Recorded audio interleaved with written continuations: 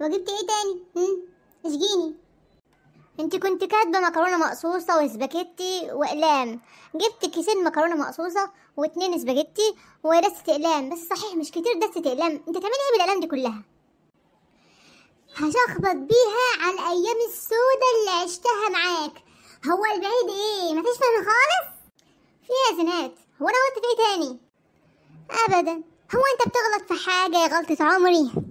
انا كاتبه مكرونه مقصوصه وسباجيتي واقلام، يعني مكرونه اقلام. كان لازم تفهمها لوحدك، مش محتاجه فكاك عشان تشتري دسه اقلام للطبيخ. ويا ترى جبت ايه تاني؟ فرحني يا اخرة صبري. جبت 4 صابونات بريحه وسلك مواعين وبريل. طب الحمد لله. اديك جبت طلب من غير ما تشغل مخك وتحط التاتش بتاعك.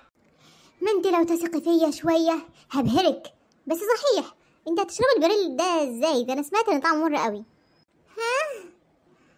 هو ايه ده اللي طعمه مر يا حمدي؟ البريل اللي اشتريتهولك. هو انت جايب بريل بتاع الشرب عشان نغسل بيه المواعين؟ ايه ده؟ هو انت عايزه بريل لغسيل المواعين؟ انا كنت فاكرك عايزه تعملي غسيل